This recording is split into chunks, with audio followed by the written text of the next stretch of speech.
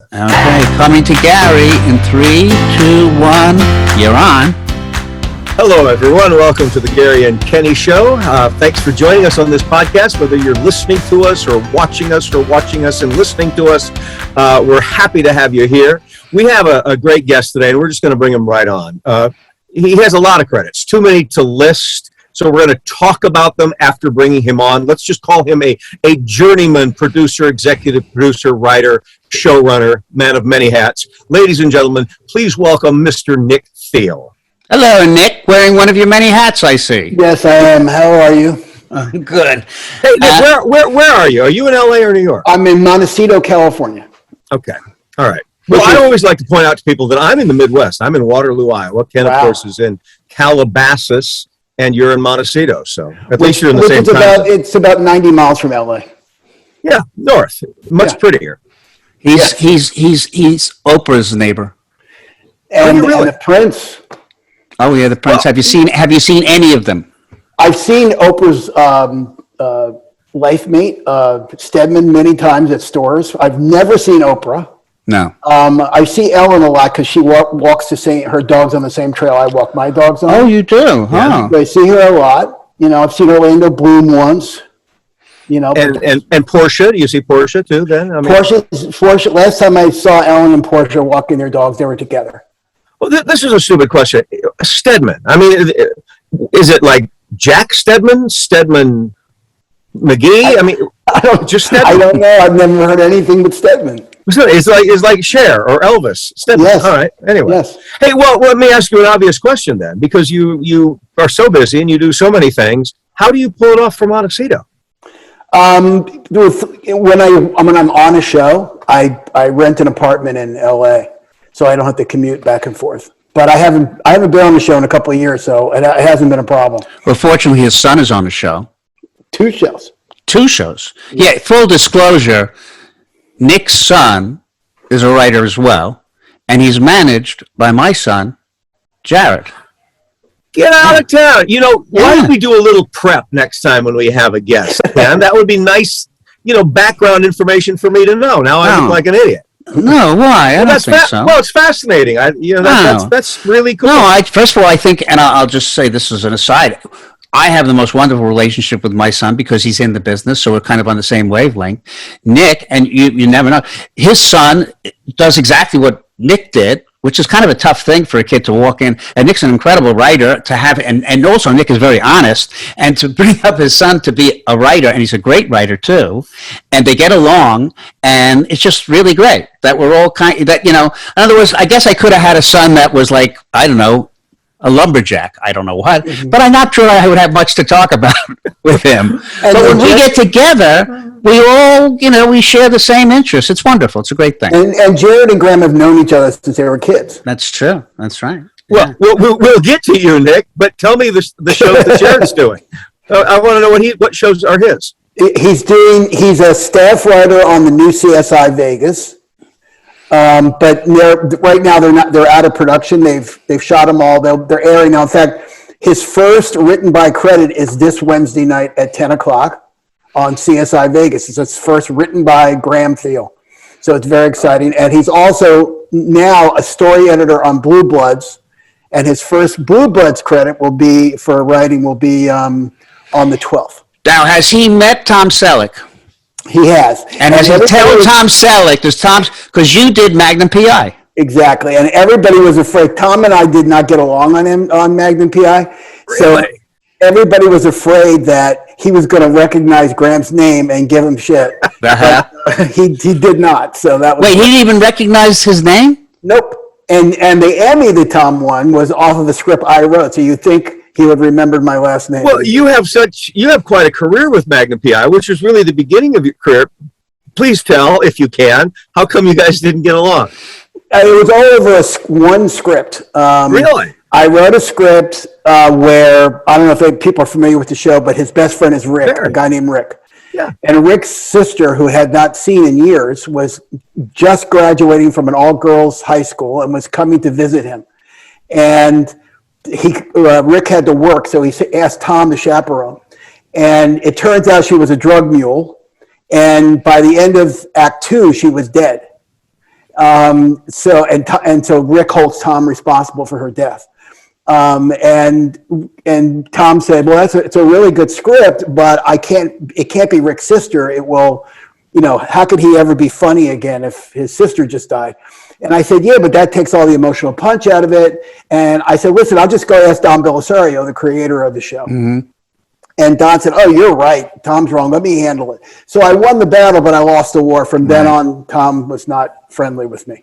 Well, there was a lot of from then on, though, right? I mean, there were a lot of shows after that. Another season and a half. Okay. And I went on to another thing. Oh, speaking of other things, and we're going to touch just a little bit on the Rush situation, because there's an interesting tie-in here. Mm-hmm. You worked on Voyagers, yes, with John Eric Hexum. I knew John Eric Hexum. Oh, you did? Only slightly. Mm-hmm. Enough for it to be quite a tragedy, when a personal tragedy in a sense. We had a mutual, very good friend. Mm-hmm. From then on, there were literally John Eric Hexum protocols with. Well, you guys got to back up here. Okay. Well, John Eric Hexum was playing with a blank gun. But now we're talking about the Baldwin situation, right? Yes. We're getting to that. Okay. We're getting to that. John Eric accidentally killed himself with a blank pistol. Now, I did a couple of series. Yes. Well, yeah, on set. It was yes, it was on set. I did a couple of series after that, series with George Hamilton Spies, and we had guns every week. It was on CBS. But there were the Hexum rules. I never was handed a gun unless the armorer looked into the chamber, showed me the empty chambers, then fired the pistol into the ground before handing it to me. So there was no way there was anything in a chamber. Or if it were a blank, show me the blank indentation, where it is, and et cetera, et cetera. Nothing was handed to me without those protocols. So I'm wondering, from your perspective, was that lost over the years? That sort of no. Because the last show I did was Shades of Blue with Ray Liotta and J-Lo, and a lot of guns. And every time they would show each actor the gun, show them what was in the chamber, blah, blah, blah, and make sure all safety protocols. So this was really just an aberration that this happened. Well, question I have is, was it the AD's responsibility to hand the gun to the actors, or is it the armorer who should be giving the gun to the actor? In my experience, it's usually the armorer, but I think the DGA protocol is for the armorer to hand it to the assistant director, and the assistant director do it. But what happened to the link where Baldwin would have been shown the empty chamber? I mean, that was just sloppiness on the part. And I'm not trying to cast dispersions or make any insinuations or anything, but it just seems like the most important link was overlooked. Right, and I'm surprised, because Alec is an incredibly experienced actor, that he didn't demand to see the gun first. But I don't know. I wasn't there, so I have no idea. I do have a question, because I never heard the term armor, because I've never done a show that has guns. So that term of having that has always been a position in film, the armorer. Because it's kind of I mean, first of all, it's kind of like, what happens if you have more than one armorer? You got like armorers. It's not, why did they call him like the weapon master or something? Well, maybe on a Scorsese movie you need more than one, but usually on a TV show you only use one. Well, yeah, but like in a big movie, like, Saving Private Ryan, you got to have armor. You have to have an army of armorers. Am I correct? I would say probably yes. Yeah. Okay. Yeah. Too big a job for one person. Just a little note for the industry that if they want to make it a little easier, I think weapon master would be more appropriate. But okay. Duly noted. Duly noted. Thank you. Well, Nick, here's what interests me. Kenny goes into his own interests. Here's what interests me. What got you started? I really love the backstory. You have a successful career, and we can go into certain shows, but where did the bug happen where you thought, I'm a good writer, or I want to go into television? Well, I grew up in Maryland, and I didn't even know what a script looked like. This was a long time ago. And come to Iowa. Yeah, I had no idea I never saw a screenplay before, but I love TV and movies. That was my thing. And one day I was reading Newsweek magazine, and they said every writer and director in Hollywood came out of either USC Film School or UCLA Film School. So I applied to both, didn't get into either. However, luckily, USC was starting a brand new program called Professional Writing Program. And they were desperate for people, so they took me. And, What year? What year? What year? Yeah. 1976. Okay. I don't even know if it still exists, but it got me in there. And I was working as a waiter at Hamburger Hamlet. If everybody remembers that. They don't exist anymore either. And I was still in graduate school, and a waiter came in and said, "I have a meeting at a TV show. Do you want to go with me?" And I said, "Yeah." And we sold him a script. Unbelievable. Those are things that never happened to me. What was the script, don't happen Nick? to anybody anymore because freelancers don't write anymore. It's back then. Half the show was always done by freelancers, so it was open to people. Yeah. On the basis of the thrill of that success, then it told you, "Hey, I'm going to write another and another and another." Well, I mean that's what I came to Hollywood to do. So, we got an agent from selling that script. We didn't have an agent. We got an agent, and he got us other meetings on other shows, and we sold a few more scripts. And then the show was it was called Eight Is Enough. I don't know if anybody remembers. It was from a long time ago. Of course, we've heard of Eight Is Enough. And they called us back. Like, we sold the first script in April, and then that Christmas I was back home, and I got a call saying they want you to come on staff as a story editor. And that was it. And that was like, haven't been out of, well, until recently, haven't been out of work since. Just to give some people a perspective and to do this very quickly, because maybe I'll hit a title that somebody out there is interested to know about, but I'll just do Shades of Blue you mentioned, Elementary you did, Proof you did, White Collar, Pan Am, Army Wives, Burn Notice, Waterfront, LAX, Magnum P.I., the list goes on and on. Voyagers with John Eric. Okay, Voyagers. Voyager. I wasn't a producer on Voyagers. Okay, but let me ask you something. Out of those, and I'm going to ask you this. What do you think was the highest quality show of all of those that you had been on that you go, you know what, this was my best work, or this as a show or as a, an entity, that was the best quality program that I participated in? There's a lot of elements that go into what I consider high quality. As far as for the time, Magnum actually, for the time, was there was no other action adventure shows with comedy that was on the level, and that was all Don Belisario. He was really, he's created NCIS and all these other things since then, but that show was really different because you could do comedy, you could do drama, you could do heavy. As far as enjoying doing a show, I loved doing White Collar. It was a blast. I loved all the people I worked with. I think Elementary is a terrific show. I just wasn't good at it. Why not? It is a very unique thing that Rob Doherty, who created it, he just knows how to do Elementary. And other writers picked up on it. I just couldn't get his style down. I admire him. He's a terrific guy. He's a terrific writer. I just couldn't do it. And I only did it for a season because I just couldn't keep doing it. It's the only show I felt like I was weak at. It was Elementary. Well, which show did you do that you said, I'm doing this show, but the show sucks? Oh, Jesus. Army Wives. Oh. Really? Yeah. And I ran Army Wives. I was the executive producer, showrunner on Army Wives. You're a showrunner, right? So why? Why? Tell me why. I just didn't like the show. It's very soap opera-ish, and I was soap opera. But it wasn't terrible to write because it was about people. So those are always interesting to write.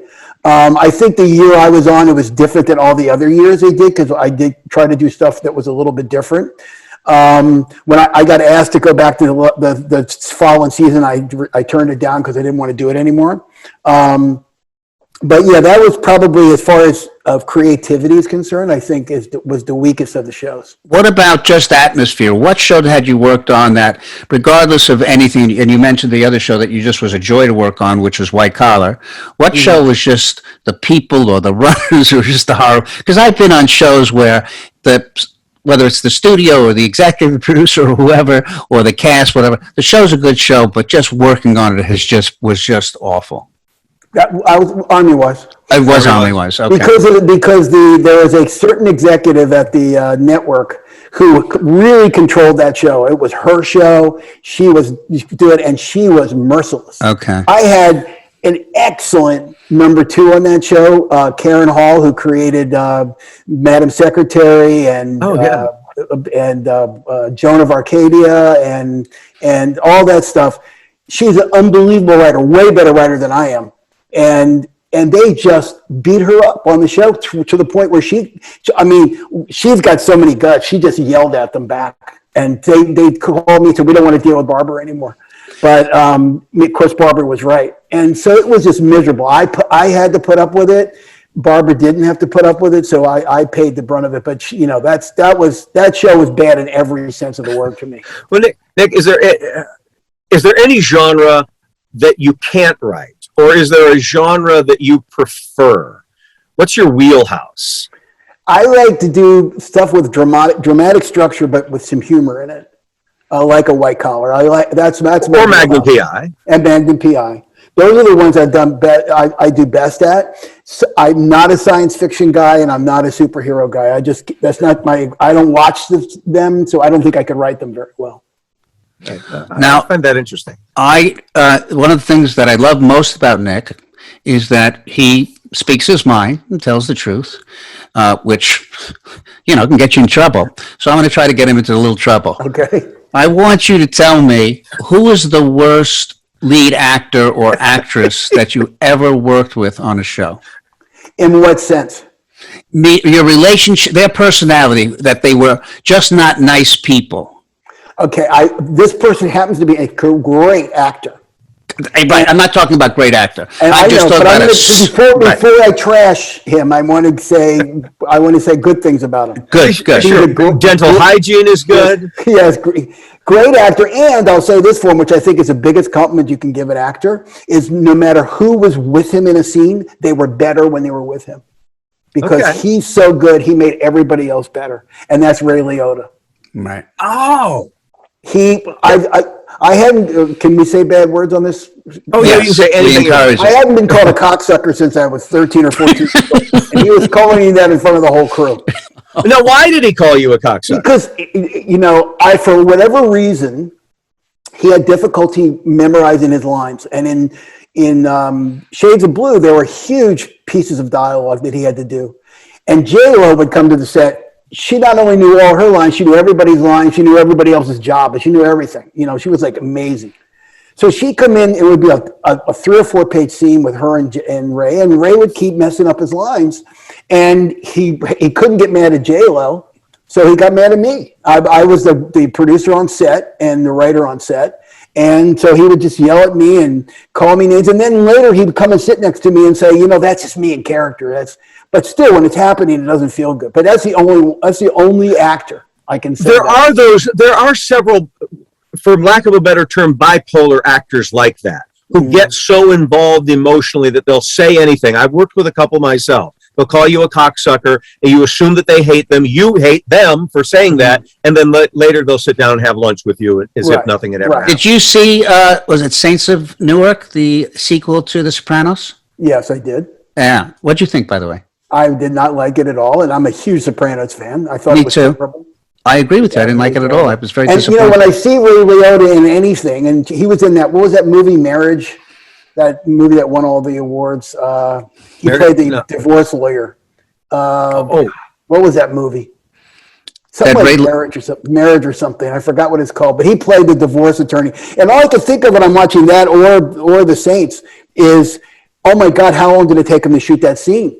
Because I'm sure he didn't know his line. Oh, yeah. Well, maybe he's doing Brando stuff by now. Well, I got to tell you, what did you think of them bringing him back as the twin brother in jail? I was like, where did that come from? Was that the agent calling up and yelling at them? Like, how could you kill my client?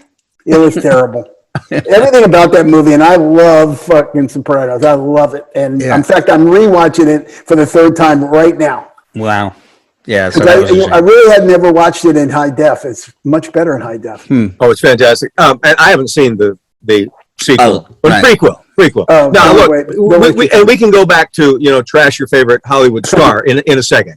But I also like to hold a certain narrative because there are people who watch or listen to us who like the building blocks of careers. And I'm personally fascinated by it. So you have an agent. Who are you with? Oh, right now Or in the shank of your career. Well, I mean, I've had a number of different agents and different agencies. Right now, I'm at A3 because my agent left. I don't want to mention names, but he left. No. He left Paradigm and went to A3, and I went with him. Well, let me ask you this: do you experience? I experience ageism. I'm 64 years old. Nobody really is banging down the door now. I'm not really in the business anymore. 64.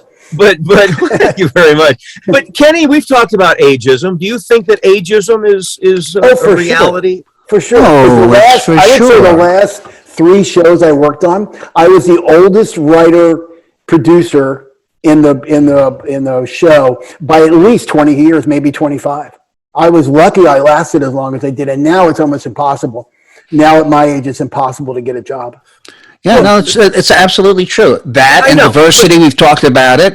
This is the price we pay for the pendulum swinging the other way, which, Pedestrian question. Why? Why is it hard? We did it too. We did it to the older generation too, didn't we? Well, we probably did, but why do we do it?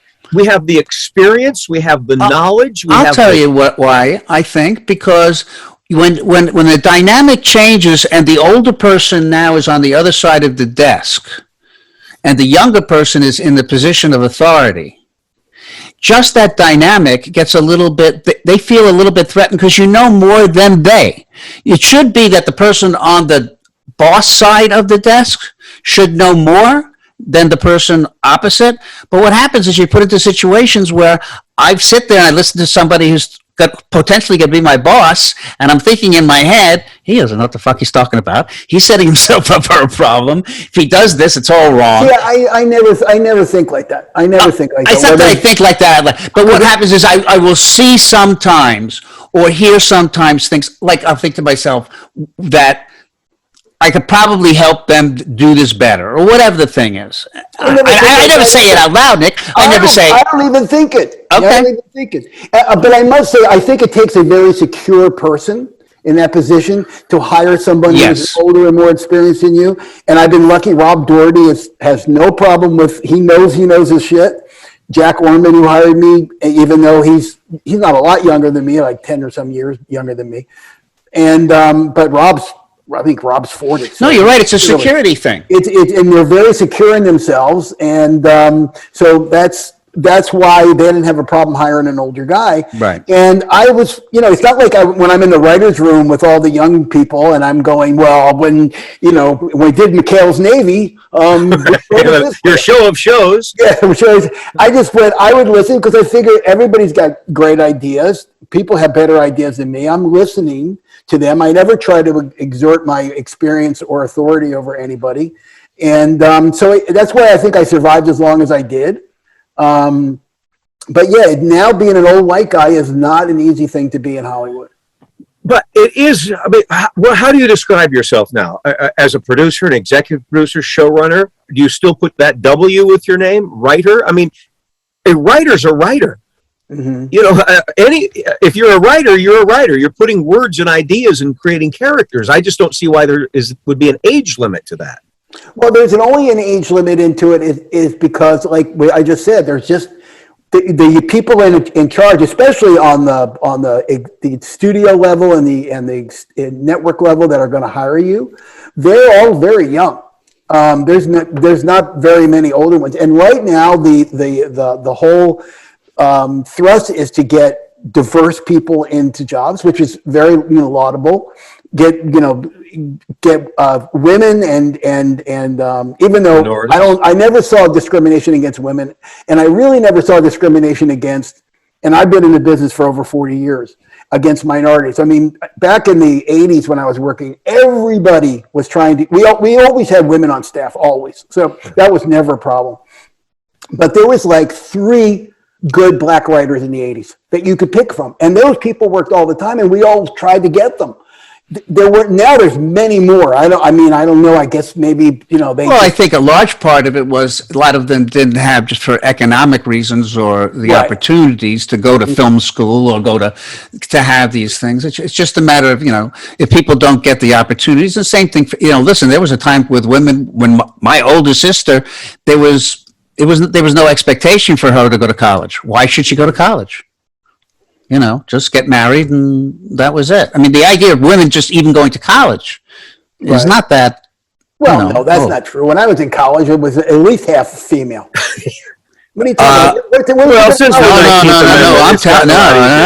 No, I don't think across the board, and I think it might have more to do with where, as opposed. Now, if you went to college out in California, I'm sure it is more progressive. But I don't think college. I went to undergraduate at Maryland, so Well, it also depends on the vocation. Right now, there are many more women in law, for example. You go to law school and you're one guy out of. Well, that I can understand because I read all the stuff on Ruth Bader Ginsburg, what she went through. She was like the only female in the Harvard Law School. That's completely changed, which is great. But I just didn't notice it in television because every show I've ever worked on had female producers, female writers. We didn't have a lot of female directors, so that's good that there's a lot more female directors than there used to be. But that is why it's tough enough for just to be a white guy in the business, but to be an old white guy, it's really bad. I mean, luckily my wife is Latina, and so my son qualifies as a diversity. There you go. That's why he can work. Do you think it's too late for me to transition? Yes, I think so. From being an old white guy, Bruce Jenner. How old was Bruce Jenner before he transitioned? He was in his 60s, right? Probably about 60. I mean, Bruce, again, I knew Caitlin when Caitlin was Bruce. We were actually good friends back. No kidding. Yeah. We did a film together in Israel. And Bruce, Caitlin is older than me. I'm 64. I'm guessing like 67 or 8. Well, I'm not going to transition. Seems silly. Right. But listen, I want to ask this because I asked on this, who's the worst person that you worked with? I'm curious, who is would you say, of the leads was your favorite, the nicest? Matt Bomer by far. Oh, okay. The star of White Collar. I mean, he is the sweetest, nicest human being you've ever met. Really? How nice to know. And the last season, the first season I worked with him, he was on a massive diet because he was playing somebody with AIDS in a movie later, which I think he won the Emmy for. And so his moods could swing because of not eating, and he still maintained a professional, sweet air about him. He's a fantastic human being.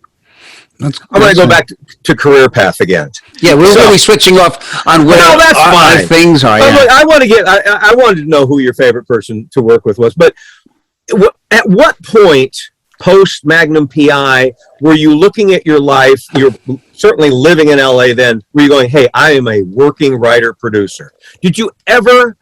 Were there long periods of drought? Did you ever get that feeling of, hey, I'm in the swim, I'm going to work for the majority of my life. Well, I felt. Did you ever have the confidence? I mean, I did get confidence in like a couple of years after Magnum. I had an overall deal at Warner Brothers, and I decided, you know what, I want to do features because back in those days, features were everything. In TV, they were the lower level writers. Now it's switched completely. All the feature writers want to be TV writers. And I wrote a spec movie, and it sold, and I turned down all my TV work and wrote movies for 16 years. And took me out of the TV business. Luckily, I got back in again when movies started changing to all science fiction and superheroes, which I can't write. So yeah, I mean, I felt very confident enough to buy a house and stuff like that. Yeah, I thought I would keep working. How come you never even the idea of sitting in the director's chair ever appealed to you? No, I don't have the personality for it. So Ken does? What is that personality? Let's talk about that. What is the director's personality? Well, it's different. Everybody's different. I mean, I've been at my problem in terms of career, and it happened to me on one show, is that I turned out I don't want to go into it, but it turned out that I couldn't stand these people at the studio.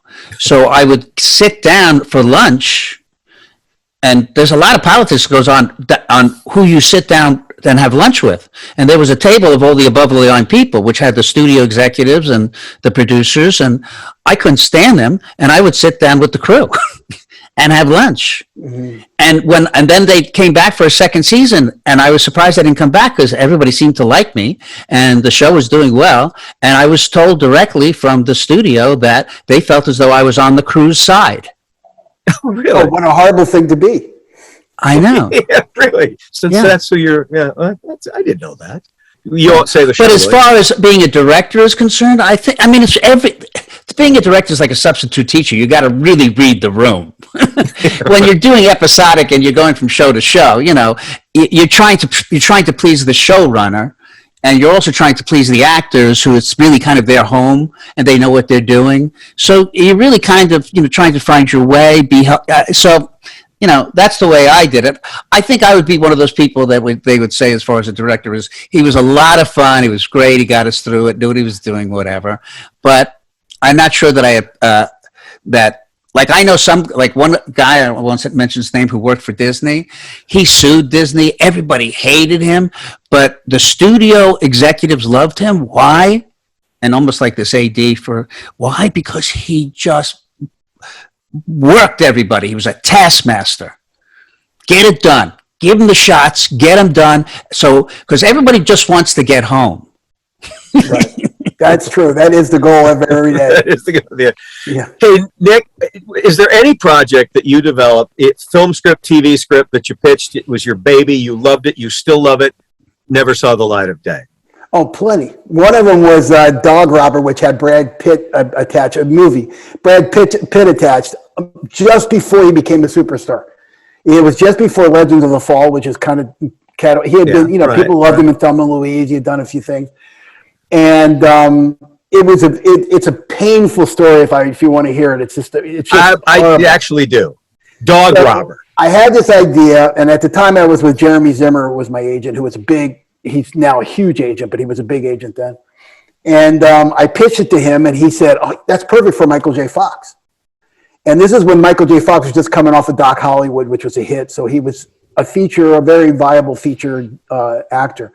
And he's got an overall deal at Universal. Go pitch it to Michael. So I pitched it to Michael. Michael loved it. And so, of course, Universal said, go. And I got paid the most money I ever got paid to write a script. And I wrote the script. And I turned it into the head of Annie Thermopoulos, who is a known producer around. She was the head of Michael's company at the time. And she read it, and she said, I'm going to send it to Michael right away. That's great. So, okay, so I'm really high. I'm on the writer's high. And then like an hour later, I get a call, and I sent it to my agents. I got a call from one of the heads of UTA. His name was Peter Benedict. And he was Michael's personal agent. And he said, don't send this to Michael. Don't send it to Michael. I said, why not? He says, don't send it to him. I said, well, I already sent it to Annie. You better call Annie. So he calls Annie, but she had already Federal Expressed it to Michael, who was in New York. And so Peter was like really upset. I didn't have any idea why he was upset. So the next day I get the call that every writer dreams of. Michael J. Fox calls me up and says, it's my next movie. I love it. It's fabulous. He goes, needs a little work in Act 3, but once we get a director involved, we'll get it all done. I went, oh my God, I'm like buying Ferraris. This is great.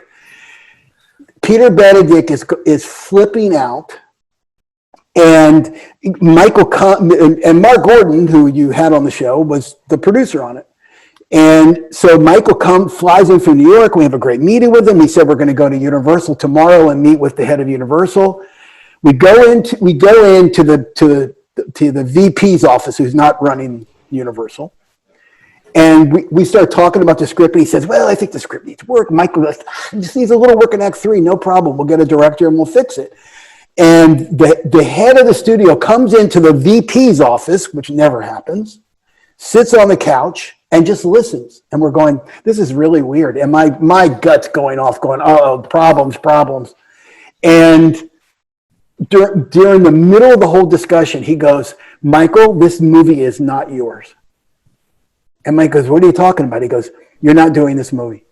And Michael goes, what? And Michael starts shaking, and he's a smoker back then. He's smoking, and we walk out, and I don't know what happened. So this is what happened. Unbeknownst to Michael or anybody else, Peter had already made a deal for him Disney wanted him for a movie called The Concierge, or it ended up being For Love or Money. And that Universal wanted him for that. He turned it down, and Disney wanted him for Life with Mikey, which was another movie Michael did. And the only way that Universal would let him out for Life with Mikey was if he would do For Love of Money. And Michael had turned it down. So the dog robber just screwed all that up. So all of that went away. And everything, money for Michael's entire deal, because Michael left Universal because of it, and he left Peter Benedict because of it, and went to another agency. And all the money that, when something goes into turnaround, they put money against it so that it would have cost like $5 million for someone to take that script. But at Universal, Brad Pitt wanted to do it. So Brad Pitt comes in, every woman at Disney is hanging out their windows. He's a really nice, sweet guy. He had just come back from camping by himself for a week in the mountains. And he goes, yeah, I want to do it. And Universal just wouldn't make it with him, even though, all this happened. Because of the $5 million tag? No, Universal wouldn't have had to pay the $5 million because they already owned it. But okay. Anybody else would have. So no one would take it and turn around. It's amazing movies get made, isn't it? That it goes through all these hoops, and then when Brad Pitt walks in and says, "I want to make a movie," you would think everybody would say. Well, back then, he wasn't the Brad Pitt. He was. Well, he wasn't the Brad Pitt, but he's a selective guy. If you've got Michael J. Fox excited, Brad Pitt, everybody who reads the script loves it. I hate the thought, and I don't understand why they go to die. Why can't it come back? Well, pitch it now. The most discouraging thing I've ever seen, and we mentioned Mark Gordon, is not that Mark Gordon's the most discouraging thing I've ever seen. I visited Mark at his office, and you go into his office, and as I was walking in, a kid was pushing one of those big, hand trucks, like the giant ones, like, when you go to Costco and you get the really big thing that you can buy. And as he's on top of this giant cart that he's pushing are scripts piled all the way to the top where you couldn't even see his face anymore. And as he's pushing it out the double doors, I go, "Where's that going?" He goes, "The incinerator." Mm-hmm. Yeah. And I went, wow. All the hopes and dreams and of all these writers who have. Yeah, each script represents hours, days. It's the lottery. It's people sitting at every Starbucks in the LA of people writing the. I heard a dog. Where's the dog robber? Oh, there's he's got a bunch of dogs. That's my three-legged Jack Russell, who's for some reason he's barking at something. Given that we've all been in lockdown, and where are you finding the what are you material? Well, I have my TV guru Rob Bragan, who's a writer friend of mine, who he always turns me on the great stuff. He turned me on to The Bureau, which I love, that French show. I don't know if you I guys did too. loved it. Call My Agent. See, it's the great thing about Netflix that you're seeing all these international shows. But I tell you what, a great little mini-series that was made in Denmark called The Investigation is fantastic. I tried to watch it. I loved it. You didn't like it, Ken? I loved it. I think I turned you on. It was a little slow. It was slow. But that's what's so beautiful about it. The understated emotion in every scene. It's so well directed. I felt that way too. That's why Kenny doesn't like it. It was well directed. Kenny's difficult. Kenny is very difficult. Kenny will very often text me, if there's anything popular. Kenny will say, I watched it. I didn't like it. Did you like it? Okay. I'll tell you, that's exactly. I happen to be have you guys been watching Curb at all? Yeah. It was terrible this week. Thank you, Nick. Terrible. It's starting to become a parody of itself, isn't it? Well, you know what? I found out from somebody who was on the show, an actor who was on the show. There's a new director this season who's telling Larry David, just go for it, go bigger, because now he's like yelling in every. He's yelling in every scene is an argument. If I don't need that, I have that at home. I liked the premiere, the first one. I thought, okay, we're back. Because I love Albert Brooks. Absolutely, that's a funny premise. Your funeral, being alive for it. Right. I didn't dislike the second one, but I did notice that it was a bit strident. Okay, what about? Has anybody been watching the dog? What's it called? The Squid? Oh, Oh, yeah. Games? No, I haven't watched it. Yeah, I I haven't haven't watched seen it either. I have no interest. Yeah. No, I've seen a lot of really great stuff on Netflix and Hulu and. Have you been out to a movie theater? I went out and I saw a movie. Really? What did you see? I saw the Disney movie Shang-Ri and the Seven Dwarfs or whatever it was. And it was actually terrific, and it was a lot of fun because it totally have to remember the name. It totally doesn't take itself seriously. So I really enjoyed it, and I thought it was a lot of fun. The thing that I hated, and I don't understand why they remade it because the first one sucked too, was Dune. Oh, you saw I Dune? see sci-fi. I'm not into it. Yeah, no, But it has Timothy Chalamet. Heartthrob Chalamet. And it'll. So I really hated the second one. And by the way, I don't know if this bothers you, if it's just one of these things that like an old white guy says, it's like grandpa, but at the most important point where the actor has to turn to the other actor to explain what's going on in the movie, the other character, and they're like, why is this happening? And the mother turns to the son and goes, you have to understand.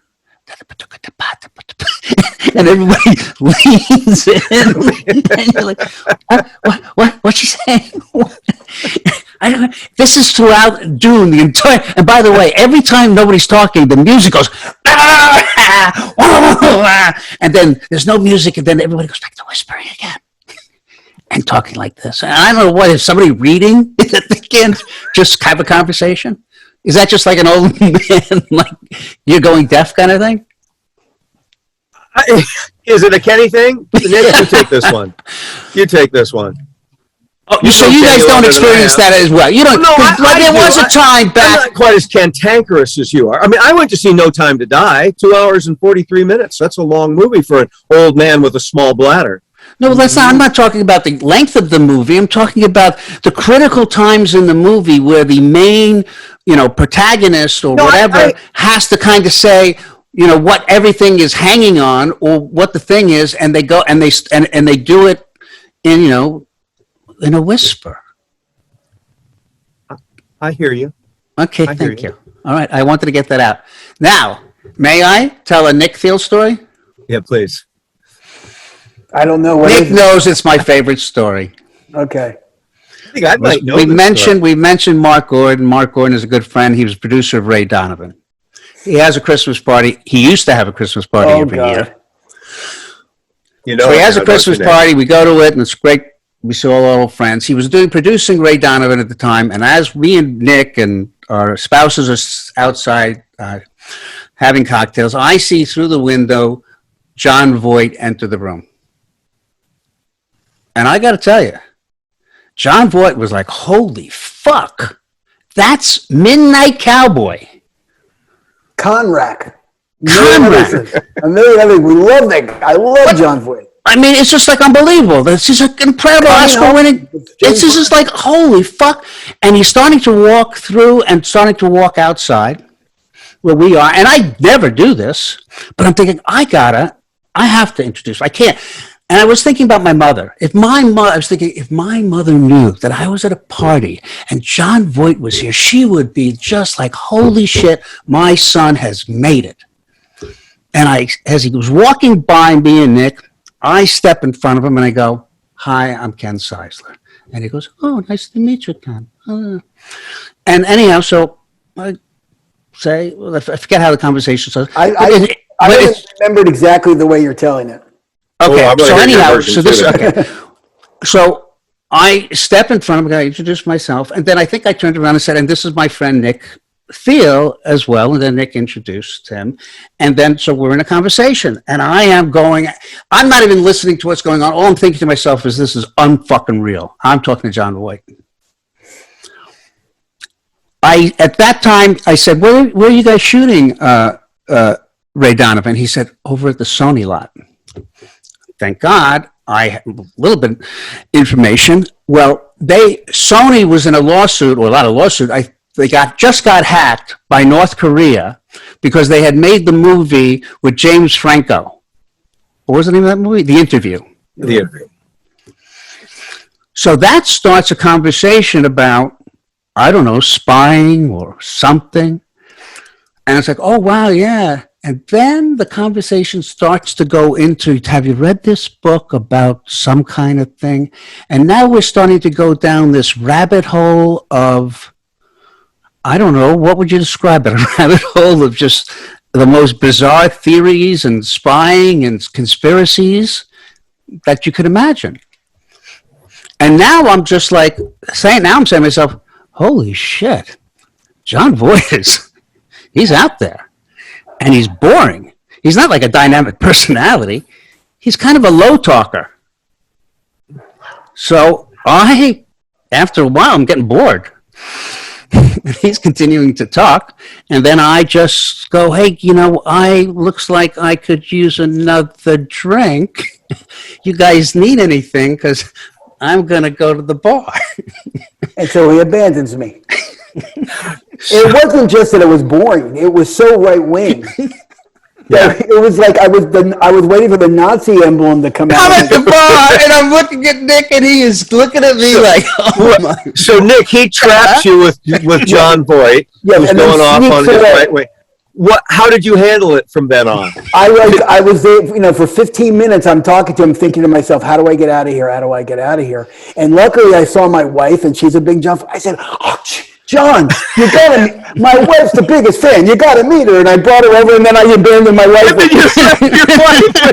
Here, go. Here, you can talk to my wife. Yeah. God, it was. How did she get away? Did she my wife can talk to anybody for hours. It doesn't matter. And so they did. They exchanged numbers in there. But she did roll her eyes a few times. Yeah, unbelievable. Is there anybody in your storied career that made you shake a little bit, like you were in awe of? Was there a Marlon Brando or someone that you just thought, I can't believe, besides John Voight, of course? I wish I could. I met more big stars when I was a waiter at Hamburger Hamlet than I did when I was in the show business. So not really. I mean, I didn't meet with anybody. I tell you one thing. I just recently did a project with William Shatner.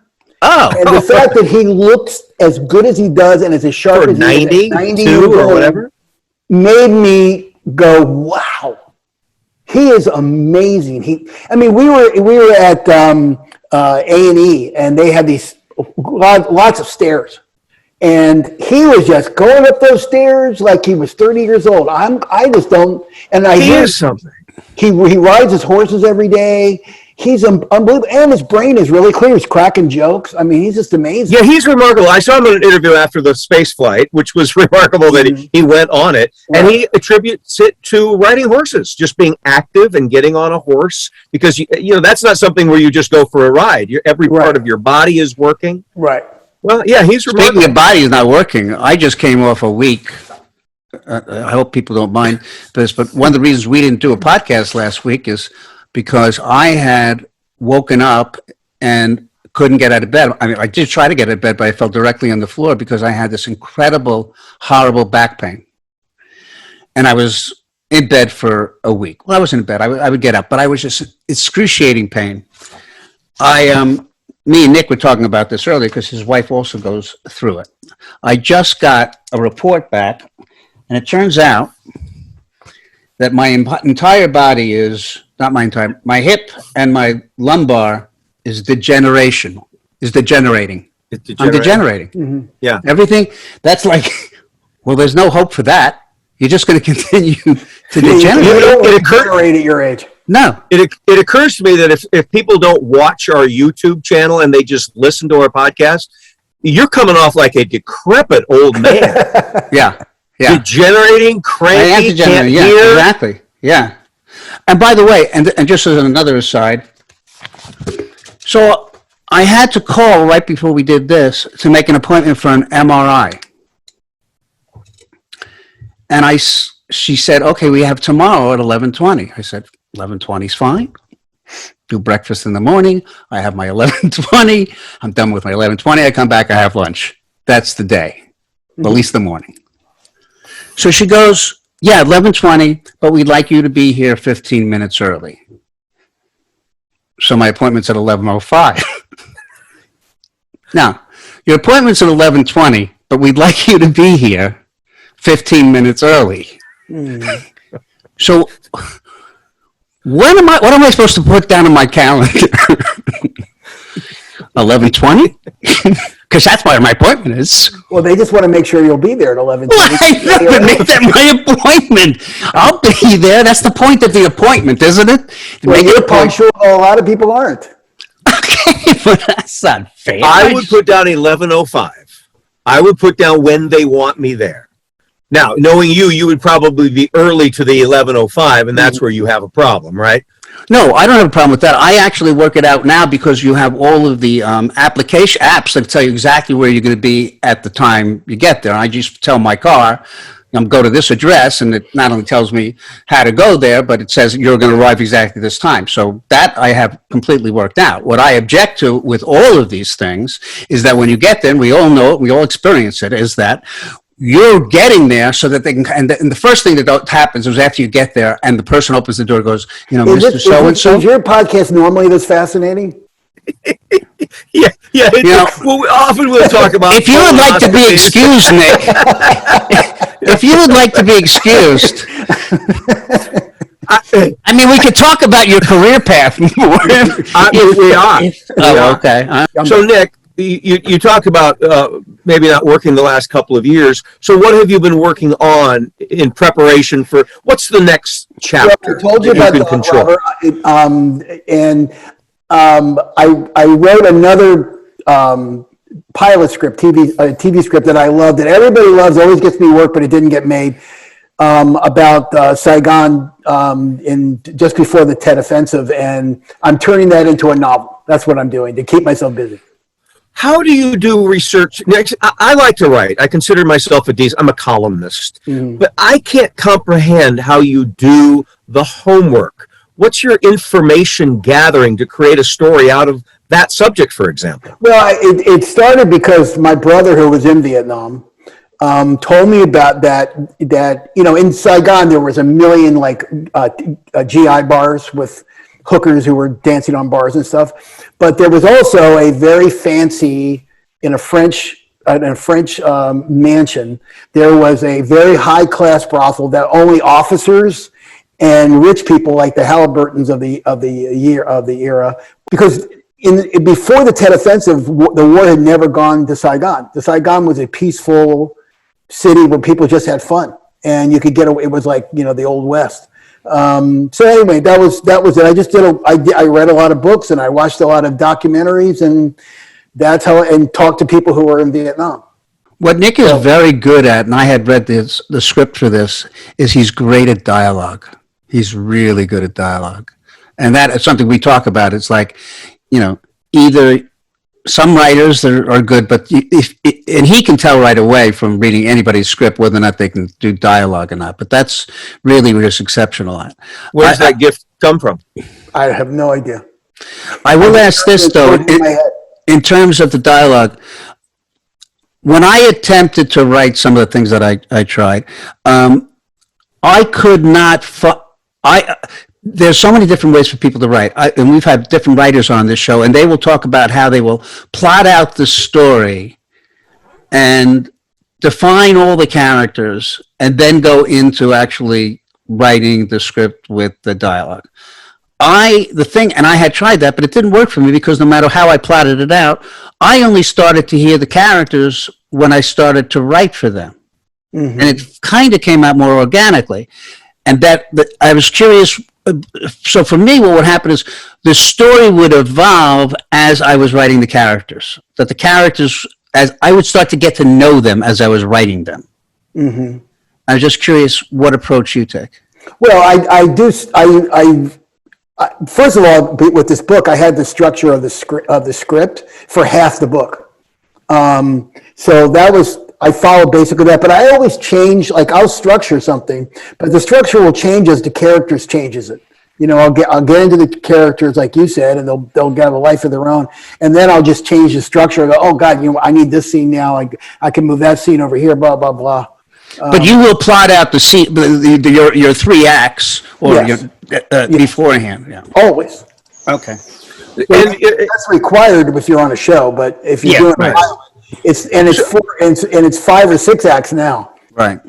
Well, I find this fascinating. So the development of the characters starts to inform you of where they're going, right? Right.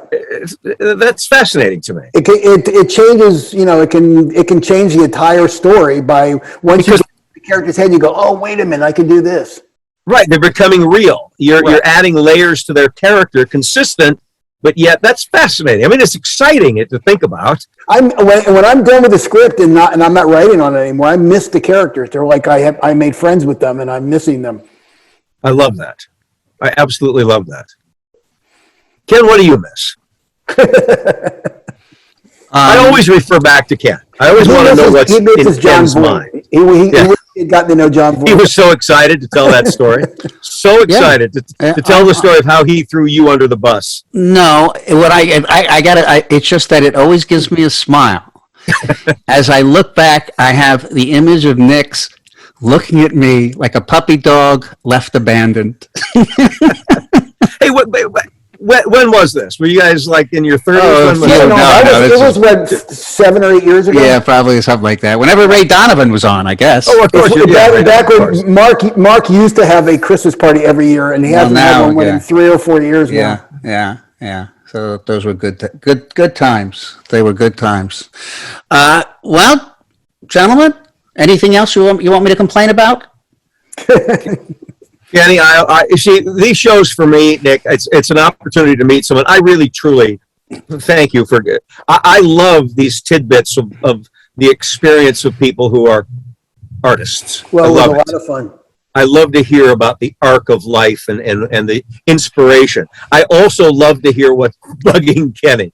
These are my opportunities to find out what's on Kenny's mind.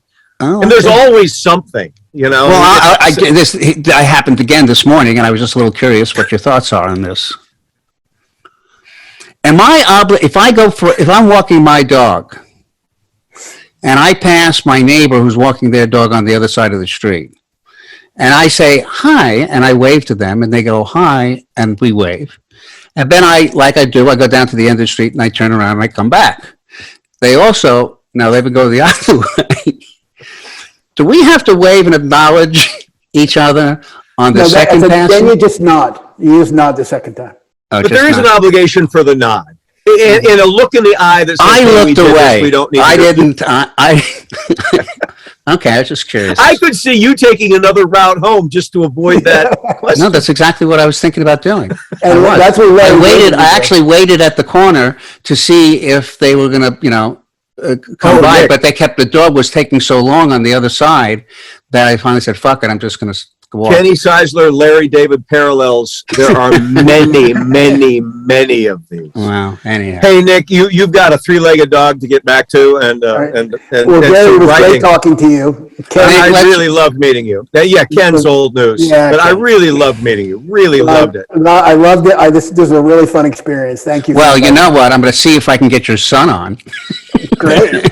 Get a young person's point of view. Exactly. Well, we could actually do a multi-podcast and have both of your sons. Our sons. That would be interesting. It'd be good to get a new writer's perspective of entering the world. You guys can share your Tom Selleck stories. Yeah. Yep. All right. Love to the wife, Nick. Okay. Same to you. Love the wife. Bye-bye. Nick, see you later. Bye, Gary. Bye-bye. I'm just going to say that was a lot of fun, Ken. I had a great time, Nick. You've got. Is it good for you, Nick? It was good for me. Is that a wrap? That's a wrap. Okay. See you guys. Bye. All right. Bye-bye. Although we are a lot of old white guys. A lot of our shows are old white guys. Ken. Yes. We need to fix the old white guy problem. We know that. That's a no-brainer. It's apparently, though, just like in my real life where I get stood up by women, I'm continuing getting stood up on women just to book them on the podcast. It's just part of me getting stood up all the time. We're a couple of guys. It's not like I just hung out with guys during my career. Certainly there are lots of women. But my closest friends that I can call up and say, hey, will you do the podcast? They're all, they're Brad Hall and Tim Kazurinsky, and they're friends like Well, that's what we Nick do. Right, exactly. So we've tended to be a lot of guys. No, I know, but like I said, I mean, we do have relationships with women as well. Women? Yes, we do. It's just that they're hard to get. They're hard to pin down. They just Well, this is a call out to women who listen to the podcast that you're in the industry. Contact the Gary and Kenny Show. We want to. We're equal opportunity. We want to talk to everybody. I want to thank our viewers for watching. You can catch us on Apple Podcasts, iHeartRadio, iTunes, DBNA TV streaming program, and we have a YouTube channel, the Gary and Kenny Show. Subscribe. The more subscribers, the merrier. Thank you for watching. Kenny, anything you want to add? I think I'm degenerating. I'm degenerating, Gary. Kenny, hopefully there's enough of you left because we've got another one to do next week. Exactly. All right. Take care. Kenneth, Bye, good buddy. to see you. You too, See man. you, everybody. So long. Bye.